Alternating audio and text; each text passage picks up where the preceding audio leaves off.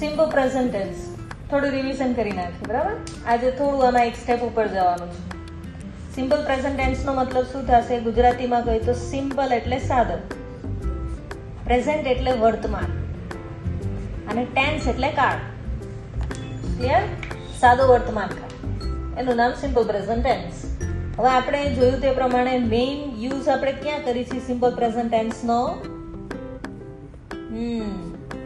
Daily એક્ટિવિટીઝમાં, બરાબર. કોઈ બી daily activities આપણે ડિનોટ કરવી હોય તો સિમ્પલ પ્રેઝન્ટ ટેન્સનો યુઝ કરી છે. ક્લિયર? ઓકે. પછી સિમ્પલ પ્રેઝન્ટ ટેન્સમાં આપણે શું જોયું? ટુ ડુ નું ફોર્મ, બરાબર. ટુ ડુ નું ફોર્મ શું હશે? Do or does. એમાં આપણે વર્બ જોયું. વર્બ શું આવશે? કાં તો V1 આવશે કાં V5 આવશે. રેડી? હવે મેમ V1 શું છે? તો કે દીકા V1 is the main form of verb. ગુજરાતીમાં કહું તો ક્રિયાપદનું મૂળ રૂપ, બરાબર. હવે આ V1 ક્યારે આવશે? જ્યારે પ્રોનાઉન I, we, you અને they, જ્યારે આ પ્રોનાઉન હશે ત્યારે V1 આવશે. સે ફોર એક્ઝામ્પલ eat, રાઈટ? તો I eat. ક્લિયર? હવે આની અંદર બે વસ્તુ છુપાયેલી હોય છે, એક તો do અને એક eat. ક્લિયર? એટલે I do થઈ ગયું. એક ઓર સરળ રીતે આપણે સમજી લઈએ ને, પ્રોનાઉન. તો કે ભાઈ I, we, you, he, she, it અને they. હવે આપણે કોઈ એક વર્બ લઈ લઈએ, બરાબર. વર્બ લઈએ આપણે રાઈટ. રેડી? તો રાઈટ ને આપણે આમાં મૂકવાનું છે. તો I write, we write, you write, you write. પણ he writes, she writes, it writes અને they write. તો મેમ આ શું છે? આ બધાય V1 આવે છે, તો દીકા આને કહેવાશે V5. જ્યારે પણ વર્બની પાછળ s ઓર es લાગે તો એને જ કહેવાશે V5, બરાબર. V5 મતલબ શું? s or es form of verb. ગુજરાતીમાં કહું તો ક્રિયાપદનું s ઓર es વાળું રૂપ. ક્લિયર થયું? સમજાઈ ગયું? તો એક વસ્તુ ક્લિયર થઈ આપણને કે V1 ક્યારે આવશે? જ્યારે I, we, you, they હશે ત્યારે. અને V5 ક્યારે આવશે? જ્યારે he, she અને it હશે ત્યારે. ક્લિયર થયું? V1 એટલે શું? મેઇન ફોર્મ ઓફ વર્બ, બરાબર. અને V5 એટલે શું? s ઓર es વાળું રૂપ, s or es form of verb. Clear થયું? આટલું clear? Okay. Now structure of simple present tense. હવે આ શું છે? તો દીકા આ સ્ટ્રક્ચર છે. સ્ટ્રક્ચર મતલબ શું? ફોર્મેશન, બરાબર. શેનું ફોર્મેશન? Sentence formation. આનાથી આપણે ટેન્સના સેન્ટેન્સ બનાવવા ઈઝી રહે, રાઈટ? તો સૌથી પહેલા શું આવશે? સેન્ટેન્સ ક્યાંથી સ્ટાર્ટ થાય? સબ્જેક્ટથી. Subject means what? Action done by the person. It's called the subject. જે પણ એક્શન હશે આ સબ્જેક્ટ દ્વારા થશે. ક્લિયર? તો આ સબ્જેક્ટ બે ટાઈપના હશે. કાં તો એમાં નાઉન હશે. Noun means name, name of person, name of yes thing, name of yes name of animal. Name of birds. Name of place. તો આ જે સબ્જેક્ટ છે એ સ્ટાર્ટ આથી થશે, નેમ થી થશે, નાઉન, બરાબર. અને જો નાઉન ના હોય તો એના એક્સચેન્જમાં આપણે શું યુઝ કરીએ છીએ? પ્રોનાઉન. કાં તો આ સબ્જેક્ટ પ્રોનાઉન થી સ્ટાર્ટ થશે. આપણને ખબર છે પ્રોનાઉન કયા છે? આઈ, we, you, he, she, it અને ધે. ક્લિયર? કાં આ સબ્જેક્ટ ના પ્લેસ ઉપર નાઉન હશે, કાં તો પ્રોનાઉન હશે. Subject clear? ઓકે, ચાલો.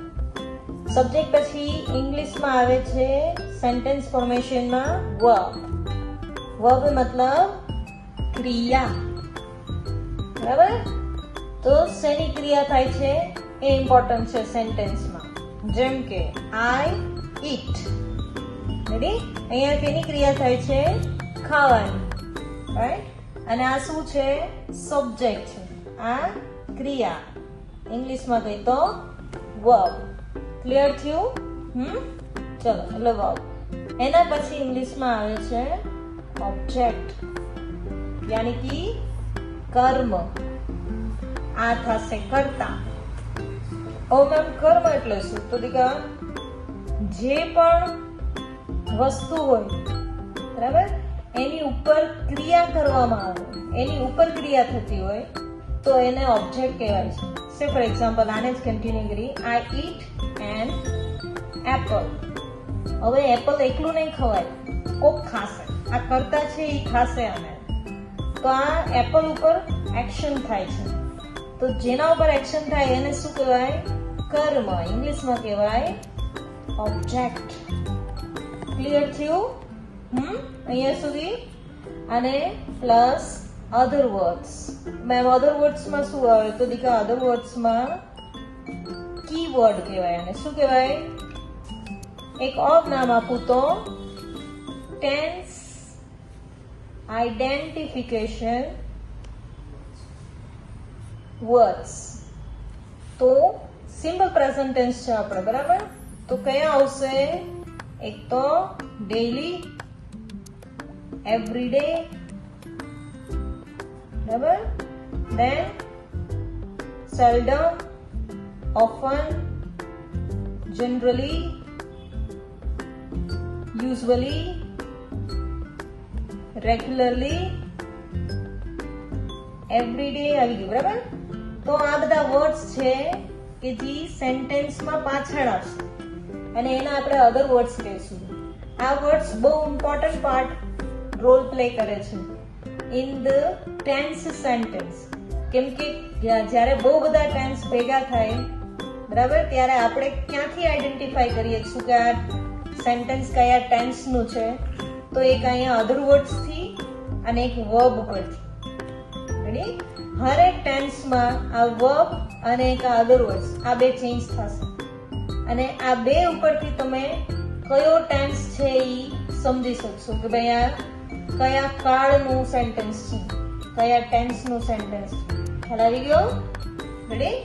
ચાલો, નેગેટિવ સેન્ટેન્સ એનું પણ ફોર્મેશન જોઈ લઈએ. કયો ટેન્સ છે? સિમ્પલ પ્રેઝન્ટ ટેન્સ, બરાબર. ચાલો, હવે સિમ્પલ પ્રેઝન્ટ ટેન્સમાં આપણે શું જોયું? ટુ ડુ નું ફોર્મ આવશે. શું આવશે? Do or does. Ready? I, we, you, they. એની સાથે શું આવશે? ડુ. અને હી, શી, ઇટ. આની સાથે શું આવશે? ડઝ.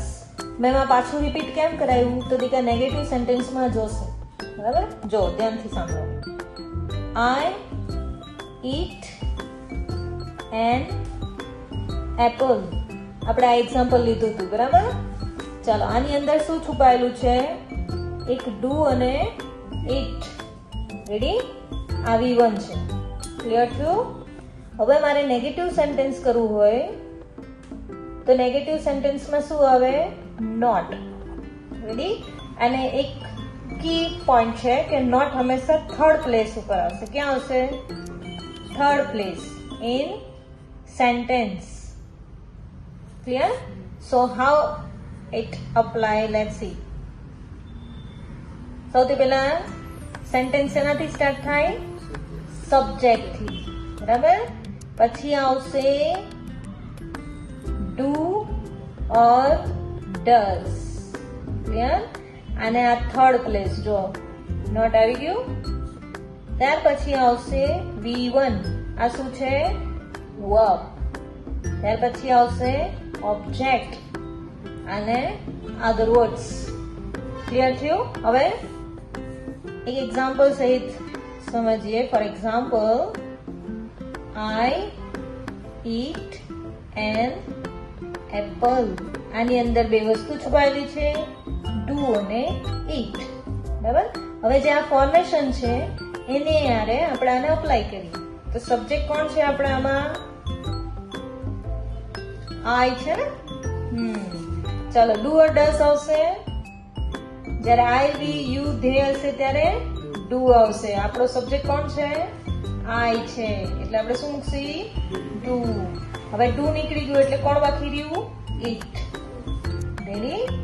અને સોરી, થર્ડ પ્લેસ ઉપર શું મૂકવાનું હતું? નોટ. આ ડુ આવી ગયું અને આ થર્ડ પ્લેસ ઉપર નોટ. આ V1 આવી ગયું, ઈટ. અને ઓબ્જેક્ટ શું છે? An apple.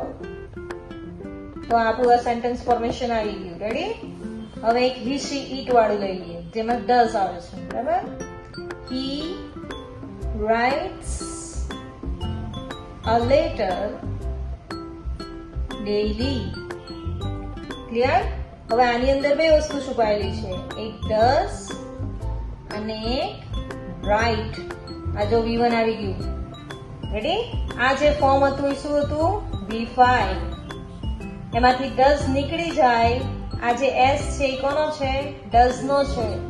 એ ડઝ નીકળી જાય એટલે શું રહેશે?